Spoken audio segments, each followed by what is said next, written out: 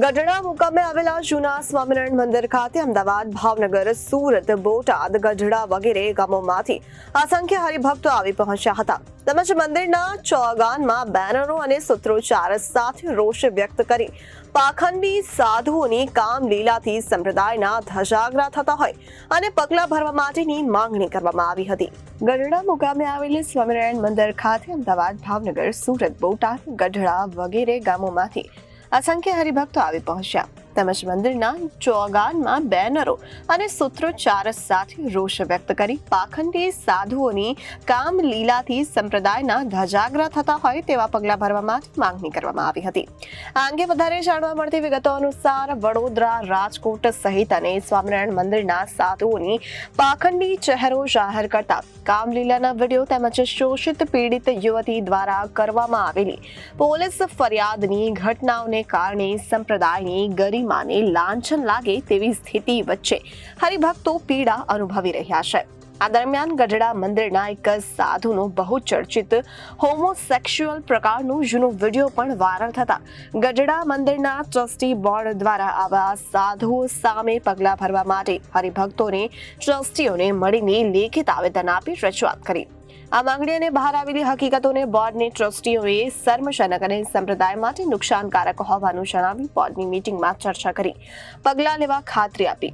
મારું નામ સુહાગિયા ધર્મેશ. આજે અમે સુરતથી આવ્યા છીએ, પણ ઓલ ગુજરાતમાંથી આજે મોટી સંખ્યામાં પ્રતિનિધિ સ્વરૂપે સમગ્ર ગુજરાતના મોટા શહેરમાંથી એક બે કરીને હરિભક્તો આવ્યા છે. એમાં હજારોની સંખ્યામાં હરિભક્તો આવેલા છે. ધર્મેશભાઈ, ગઢડા ગોપીનાથજી ટેમ્પલ બોર્ડ ખાતે કેટલા લોકો હરિભક્તો આવેલા છે અને કેવા પ્રકારનો વિરોધ ને શું કારણ? કયા સંપ્રદાયના હરિભક્તો? પૂરા સ્વામિનારાયણ સંપ્રદાયના હરિભક્તો તેમજ સનાતન ધર્મને માનનારા તમામની લાગણીઓને ઠેસ પહોંચી છે. ત્યારે તમામ હરિભક્તો, સત્સંગીઓ, બિનસત્સંગીઓ તમામ આજે ગઢડામાં એકત્રિત થયા છે. એનું કારણ માત્ર એક કે ગઢડા ટેમ્પલ બોર્ડના જે ટ્રસ્ટીઓ તથા તેમના જે કોઠારી ભાનુપ્રકાશ, હરિજીવન, આમના જે દુષ્કૃત્યો બહાર આવેલા છે એમનો સમગ્ર સનાતન ધર્મમાં તેમજ સ્વામિનારાયણ સંપ્રદાયમાં વિરોધ ફેલાઈ રહ્યો છે અને આમના અત્યાચાર દિન પ્રતિદિન વધી રહ્યા છે. જેમ કે થોડાક સમય પહેલા ગઢપુર મંદિરમાં સાંખ્યોગી બહેનો જ્યારે શૌચક્રિયા ઉપર જતા હોય ત્યારે એમના વિડીયો ક્લિપ બનાવી અને આ સાધુઓએ વાયરલ કરેલી એમના સીસીટીવી ફૂટેજ પણ અહીંયા હાલ છે. એમાં મુખ્ય કઈ માંગ છે તમારી? મુખ્ય માંગ એ છે કે જે અહીંયા દુષ્કૃત્ય કરનાર ભગવત પ્રકાશ અને હરિજીવન બેની જે વિડીયો ક્લિપ જાહેર થઈ છે એમને તાત્કાલિક ધોરણે અહીંયાથી મંદિરમાંથી હટાવો એવી પૂરા સત્સંગ સમાજની માંગ છે. જ્યાં સુધી એ લોકો હટશે નહીં, અત્યારે અમે આવેદનપત્ર આપી અને અલ્ટિમેટમ આપેલું છે કે 7 દિવસની અંદર કાર્યવાહી કરો. અને પૂનમે એમના ટ્રસ્ટીઓની મીટિંગ છે, ટ્રસ્ટીઓ હાલ મળ્યા છે પણ સાધુઓ ભાગી ગયા છે. અને સાધુઓને કહેવાનું એ કે તમે કેમ મીડિયા સામે આવતા નથી અને હરિભક્તોથી કેમ દૂર રહો છો? જ્યારે વડતાલમાં 2 દિવસ પહેલા અમે આવેદનપત્ર દેવા ગયા હતા ત્યારે ત્યાંના સંત વલ્લભ કોઠારીએ ગઈકાલે નિવેદન આપ્યું કે 1 વાગે હરિભક્તો આવે નહીં, 10 વાગે આવ્યા તો અમે હાજર નહોતા. 1 વાગે આવે તો કોણ હાજર હોય? અરે ભાઈ, અમે તો 10 વાગ્યાના આવી ગયેલા હતા. તમારા ઓન રોડ સીસીટીવીમાં માંગણી નહીં સંતાય તો તમારું આંદોલન ચાલુ રહેશે હટાવવા સુધી? માંગણી નહીં સ્વીકારાય તો હાલ અત્યારે ગાંધી ચિંધ્યા માર્ગે અમારું આંદોલન ચાલુ છે. જો માંગણી નહીં સ્વીકારાય તો ભગતસિંહના રસ્તે પણ અમે ચાલીશું. ભગતસિંહ અને અમારા સંપ્રદાયના વીર ભગવતજી એ માર્ગે પણ અમે આગળ વધીને આમનો સખત શબ્દોમાં વિરોધ કરીશું. મારું નામ અશુભાઈ વાઘાણી, હું સુરત થી આવું છું. અશુભાઈ, અત્યારે ગઢડા ગોપીનાથજી ટેમ્પલ ખાતે મોટી સંખ્યામાં હરિભક્તો જોવા આવ્યા છે. શું કારણ અને કેવી રીતે વિરોધ કરવામાં આવ્યો છે? સાહેબ, આ ગઢડાનું બોર્ડ એટલે ગઢડાના કે વડતાલના કે જૂનાગઢના આ હલકા ધંધા કરવા મળ્યા છે. સાધુ વનઠેલ થઈ ગયા છે અને હમણાં એક ક્લિપ એવી ખરાબ ફરે છે એમાં હરિજીવન સ્વામી પોતે છે અને ક્લિપમાં સામે ઈ છે અને હારે એક ભગવત પ્રસાદ છે. હવે એનો વિરોધ માટે અને આને હાંકી કાઢવા માટે અમે આવ્યા છીએ. આ ચેરમેન છે, ટ્રસ્ટી છે, બધા જાડી સાંભળીના થઈ ગયા છે. વિરોધ કેવી રીતે કરી રહ્યા છો? કેવી રીતે વિરોધ કર્યો? અમે ધમાકેદાર વિરોધ કર્યો. બેનર, પ્લે કાર્ડ, હાય હાય ના નારા બધું જ કર્યું. અમારે આ બાવાને હાંકી કાઢવાના, બસ અમારી એક જ માંગ કે ખોટા બાવા વંઠેલને કાઢી મૂકો. સાધુ જે હોય, ભગવાનના સિદ્ધાંતો પાળતા હોય એને અમે વંદન કરીશું. આ પ્રમાણેના સંતો સાધુ જે હોય સ્વામિનારાયણ સંપ્રદાય પર અને હરિભક્તો પર એની કેટલી અસર? અરે કલંક રૂપ છે. અમને નીચે જોવા જેવું થાય છે. રોડે નીકળાતું નથી તિલક ચાંદલો કરીને. એટલા આરામી લોકો છે. થાવ વંટી ગયા, લંપટ થઈ ગયા છે.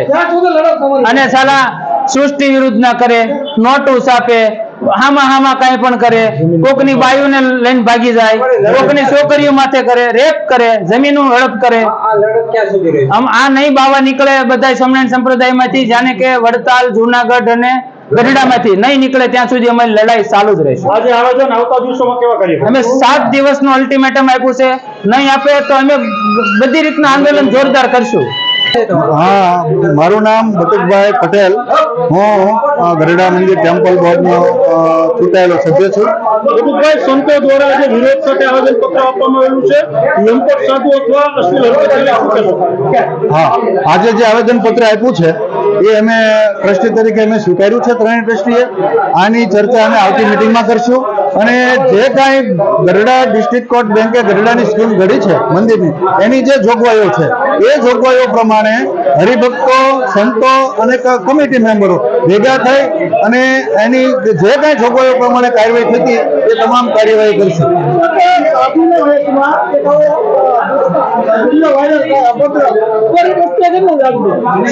મારી દ્રષ્ટિએ નહીં, સંપ્રદાયની દ્રષ્ટિએ ખરાબ જ વસ્તુ છે. સંપ્રદાયને કલંક લાગે એવી વસ્તુ છે. એટલે મને તો દુઃખ છે. સંપ્રદાયના બધા સંતો હરિભક્તોને દુઃખ હોય. માનો છો કે આવા જે સંતો સાધુ જે હોય તેને હકાલપટ્ટી કરવી જોઈએ એવું લાગે છે? 100% એની તપાસ કરી અને જો દોષિત હોય એની હકાલપટ્ટી કરવી પડે, એની ઉપર કાર્યવાહી કરવી પડે. વિડીયો વાયરલ થઈ તો તપાસ છે નહીં. વિડીયો વાયર તો એની કોઈ જોગવાઈ પ્રમાણે એને બોલાવીને એને નિવેદન જે કાંઈ થતું હોય તપાસ કરી. હા, નહીં, હું ભગવત પ્રસાદ સ્વામી જે છે એની મેં વિડીયો જોયો છે. એને હું રૂબરૂ કદી મળ્યો નથી, કારણ કે હું નવો સંપ્રદાયમાં જોડાયેલો વર્ષોથી, પણ 2 મહિના થયા મારે આ ટ્રસ્ટી બન્યા એને. એટલે એનું નામ મને ખબર છે ત્યાં લગી ભગવત પ્રસાદ સ્વામી છે. આ પ્રમાણેના સાધુને લઈ આવતા બોર્ડમાં કડક કાર્યવાહી કરશો ખરી? 100% આવતા બોર્ડમાં આવતી મિટિંગમાં જ એની પર કાર્યવાહી કરવાનો અમે ઠરાવ કરશું. તમે આજે ક્યાં આવ્યા છો અને શું પ્રશ્ન છે? અમે ગઢપુરમાં આવ્યા છે અને અમારો પ્રશ્ન છે, આવી દીકરીને બદનામ કરી, હવે એ દીકરીનો હાથ કોણ ચાલશે અને એનો ગુનેગાર કોણ? અને એ દીકરીની જેટલી આંતળી દોવી એનો અધિકાર કોણ? એનો પાપ કોણ લે? હવે જ્યાં લગણી દીકરી જીવશે ત્યાં લગણી એનો કોઈ હાથ ચાલશે નહીં, તો એના મા બાપ એને બધા તરસ્કાર કરશે, તો એ દીકરીનો બદનામ થાય, એનો પાપનો ભાગીદાર કોણ લે ને? પાપ લે ને, જેને લીધું છે પાપ માથે લે ને. તો હવે એ દીકરી જીવ ખોઈ બેસે તો એ દીકરીનો પાપ કેને સડશે? આ સ્વામિનારાયણને બાને સડાય બદનામ કરે છે ને, તો આ એની એને ઘરે રાખો, એવાને બધાને ઘરે રાખો. એના બાપ દાદાની આજીકા નથી તો આ ભગવાનને હું કામ બદનામ કરવા આવ્યા છે? તો સ્વામિનારાયણને બદનામ કરે છે હું કામ? તો એની ઘરે રહીને એના બાપ દાદાનું ખાઈ પી એને ધર્મનું ખાઈને આવા હું કામ ધંધા કરે છે? તો એને હવે આ બધા એમાં બાળક કાઢવા માંગી છે, બીજું કાંઈ નહીં. કૃષ્ણજી છે, ધર્મકુળને અમે નથી કાંઈ કહેતા, અને ધર્મકુળે કોઈને કીધું નથી કે આ કરો. અમે આ સાંભળીને જ બધા ના પાડી છે.